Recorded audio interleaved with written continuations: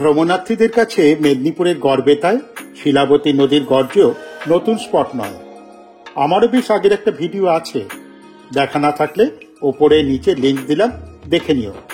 তবে আর নতুন কি, আরে সেটা দেখতেই তো আবার যাওয়া এই হেমন্ত সকালে, কিছুটা নতুন পথে।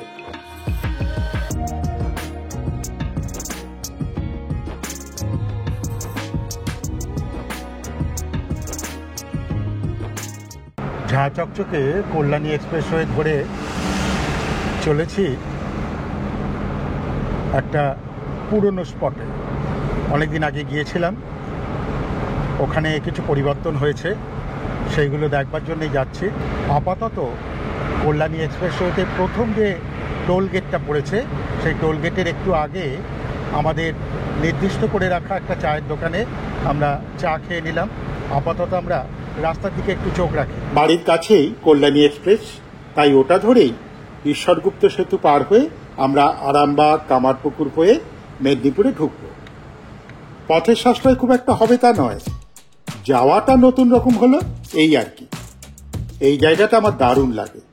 ব্রিজগুলো ওর ঘাড়ের ওপর দিয়ে এদিকে ওদিকে চলে গেছে, এখনো কাজ চলছে, তবে শেষের পথে।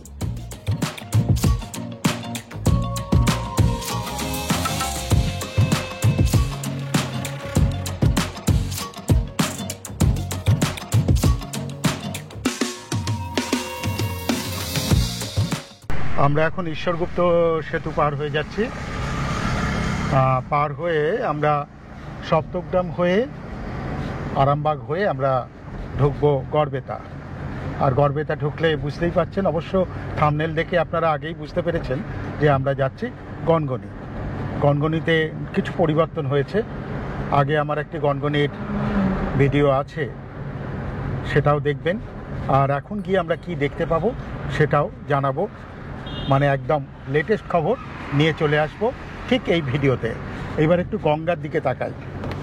এই যে গঙ্গা, নতুন ব্রিজ তৈরি হচ্ছে এই যে, কারণ এই ব্রিজটি বহুদিনের পুরনো এবং খুব একটা মজবুতও নয়। বড় লরি টরি এখানে অ্যালাউ নয়। দূরে দেখা যাচ্ছে, দেখতে পাচ্ছেন কিনা জানি না, হংসেশ্বরী মন্দির, মন্দিরের চূড়াটা দেখা যাচ্ছে।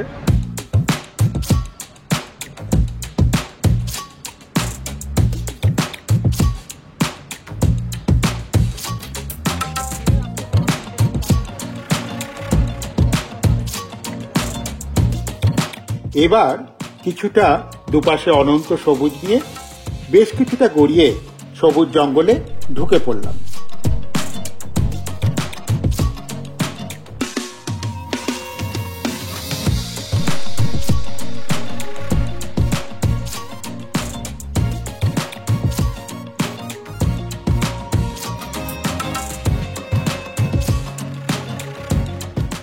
গড়বেতায় চলে এসেছি, আর অল্প একটু গেলেই গনগনি। এই সামনের দিকে, এই সামনের দিকে রাস্তায় হচ্ছে গনগনি।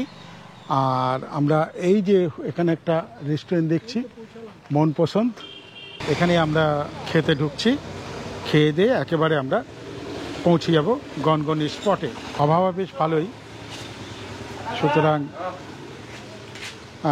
খুব একটা অসুবিধে কিছু হয়নি। রাস্তাঘাটও ফাঁকা ছিল এবং রাস্তা, অল্প কিছু রাস্তা খারাপ, বাকি রাস্তা মোটামুটি ঠিকই আছে। এখানে গনগনির অনেকগুলো বোর্ড আছে, সুতরাং রাস্তা ভুল হবে না। তবে ট্রেনে এলে গড়বেতা নেমে অটো নিলে সেই অকুস্থলেই পৌঁছে দেবে। এবার আমরা মূল রাস্তা থেকে গনগনির রাস্তার দিকে ঢুকলাম। এই যে রাস্তা,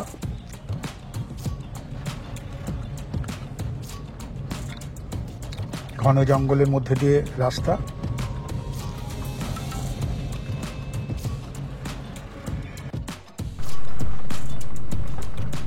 কিছুটা এগিয়ে ডান দিকে গেলেই পেয়ে যাবে বাংলার গ্র্যান্ড ক্যানিয়ন গনগনিতে। ওই যে এই বাড়িগুলো হয়েছে নতুন।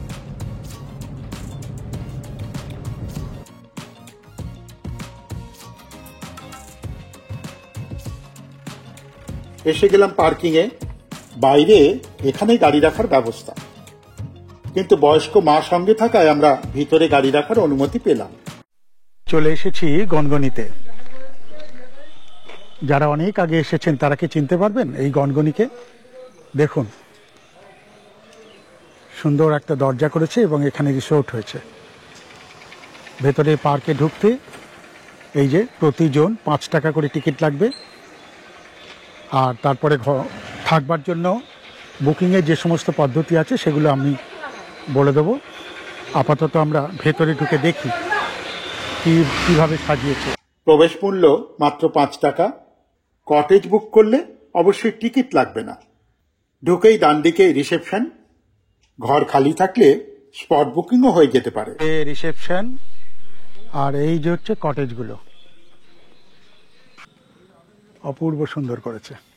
আমিও ঘুরি, তোমরাও চলো এই রিসর্টের হাল হকিকত জানতে।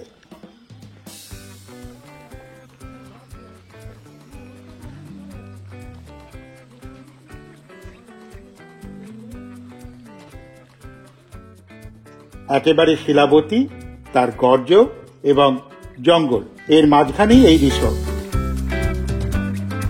ও, ভেতরে রেস্টুরেন্ট আছে।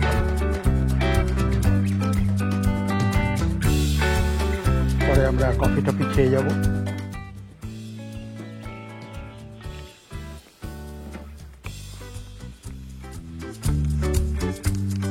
হচ্ছে কটেজ, শিলাবতী আর কংসাবতী। আর ওদিকে আরো দুটো রয়েছে, যেটার নাম হচ্ছে ডুলুং আর ওটার নাম সুবর্ণরেখা। আগে এই জায়গাটা পুরো খোলা ছিল, সবাই বেড়াতে আসতো।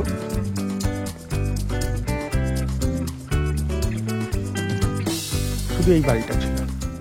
এগুলো মনে করেছিলাম বোধহয় পিকনিকের দলের জন্য ভাগ ভাগ করা, কিন্তু দেখলাম স্টল নম্বর লেখা আছে। তার মানে এখানে ভবিষ্যতে হস্তশিল্প পাওয়া যাবে।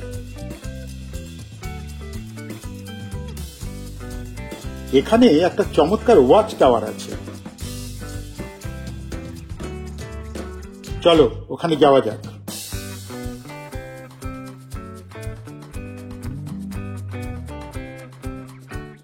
এই হচ্ছে গনগনের ওয়াচ টাওয়ার।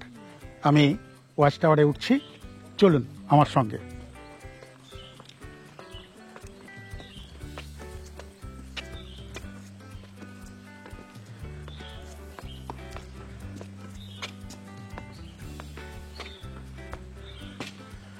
এটা হচ্ছে একতলা। একতলায় আপাতত হ্যাঁ, শিলাবতী নদীটা খুব সুন্দর দেখা যাচ্ছে। এদিকে চলে আসো, এদিকে চলে এসো, দেখো শিলাবতী নদীটা কি সুন্দর এখানে দেখা যাচ্ছে। গ্র্যান্ড ক্যানিয়নের অল্প একটু অংশ দেখা যাচ্ছে, আর বেশিরভাগটাই নদীটা ভারী সুন্দর দেখা যাচ্ছে। আমরা আরেকটু ওপরে উঠি, ওপরের সিঁড়ি।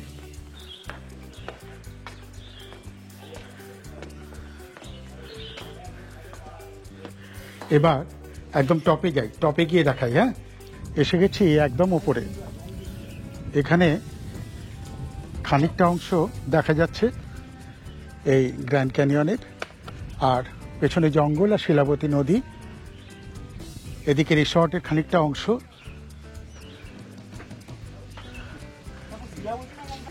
এখানে সব থেকে মজা হয়েছে, শিলাবতীটা একটা লুপ তৈরি করেছে, ফলে এদিক থেকেও আপনি শিলাবতী দেখতে পারবেন আর এদিক থেকেও দেখতে পারবেন।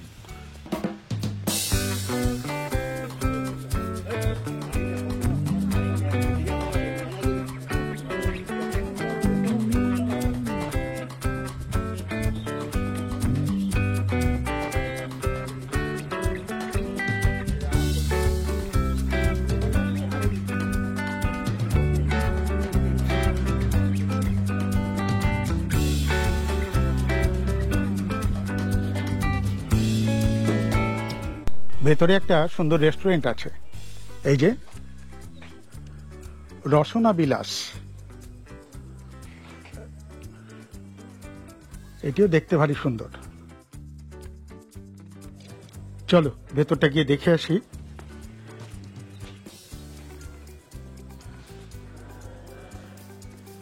এটা হচ্ছে মূল প্রবেশঘর, এক্সটেন্ডেড, আর এই হচ্ছে রেস্তোরাঁ। এখানে বেড়াতে এলে এখানেই খাবে, আমরা জানতাম না বলে বাইরে লাঞ্চ করেছি। ফোন করে জানিয়ে এলে পছন্দ মতো খাবার পেতে সুবিধে হবে। ফোন নাম্বারটা লিখে নাও, 9800473131। এবার বুকিং নিয়ে বলি। এটি সরকারি প্রজেক্ট হলেও বর্তমানে লিজে আছে। বুক করতে হবে গনগনি ইকো ট্যুরিজম পেজে গিয়ে ওদের ওয়েবসাইট থেকে। পুরো পেজটা আমি দেখিয়ে দিচ্ছি, বুঝতে সুবিধা হবে। ভাড়া এক একটি কটেজের 3000 করে, খাওয়া আলাদা।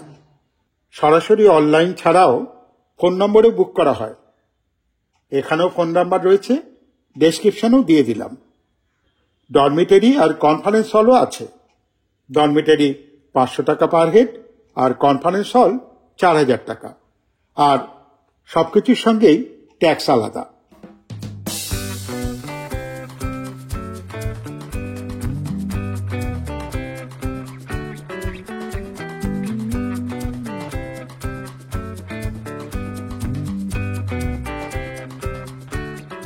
এবার চলো যাই যা দেখতে, যার সঙ্গ করতে এই গনগনিতে আসা তার কাছে। এবার আমরা বাংলার গ্র্যান্ড ক্যানিয়নে এসে পৌঁছলাম। এই পেছনের সিঁড়িটা বেয়ে। এর আগে যেবার এসেছিলাম সেবার এই সিঁড়িগুলি ভাঙা ছিল, এখনো অনেক জায়গায় ভেঙে গেছে, তবে রেলিং টেলিংগুলো তৈরি করেছে দেখছি। এই দিকটায় আমরা গতবার যেতে পেরেছিলাম, কিন্তু এবারে তো খুব জঙ্গল হয়ে গেছে দেখছি। যাওয়া যাবে কিনা কে জানে। দেখি মূল জায়গাটা যাই।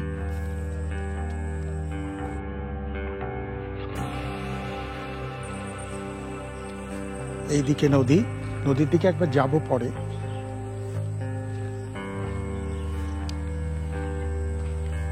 প্রায় 4:30 বাজে। লাল ল্যাটেরাইট পাথরের গায়ে তার রং লাগাতে উজ্জ্বল হয়ে উঠেছে বাংলার গ্র্যান্ড ক্যানিয়ন।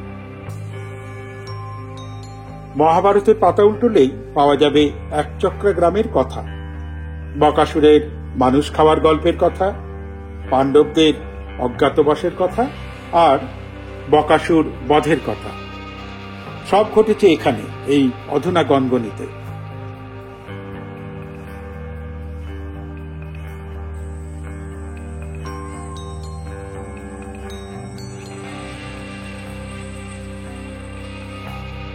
ঠিক যেন মনে হচ্ছে ইতিহাসের চেনা রাস্তায় হাঁটছি। এখানে ওই বর্ষা হয়েছে বলে একটু জল রয়েছে, চট করে পেরিয়ে গেলাম। এরপরে আমরা ঢুকবো একদম গভীর। আবার ইতিহাসের পাতা উল্টলে পাওয়া যাবে চুয়ার বিদ্রোহের কথা। অষ্টাদশ শতকে এই বিদ্রোহে ইংরেজদের বেশ অস্বস্তিতে ফেলেছিল। গোপনে মদত দিয়েছিল বগলির রাজা, ঘাটশিলার রাজা, রানী কর্ণাবতী ইত্যাদি রাজন্যরা। এই গনগনিডাঙ্গা বা গনগনি খোলা ছিল সেই বিদ্রোহের কেন্দ্রস্থল। এখান থেকেই গেরিলা পদ্ধতিতে ইংরেজদের বিরুদ্ধে যুদ্ধ চলেছিল বগলির রাজা অচল সিংহের নেতৃত্বে। তারপর সেই বিশ্বাসঘাতকতার গল্প আর বিদ্রোহের অবসান। ইতিহাস বা পুরাণ সরিয়ে রেখেও শিলাবতী নদী এবং বাতাসের ভালোবাসায় তৈরি হওয়া এই 70 ফুট গভীর গর্জ নান্দনিকভাবেই ভারী সুন্দর। বেশ একটা ধ্যান গম্ভীর পরিবেশ এখানে রয়েছে, যেন কোনো প্রাচীন গুহায় আমরা প্রবেশ করে ফেলেছি। অনেকক্ষণ সময় কাটানোর জন্য বেশ সুন্দর জায়গা।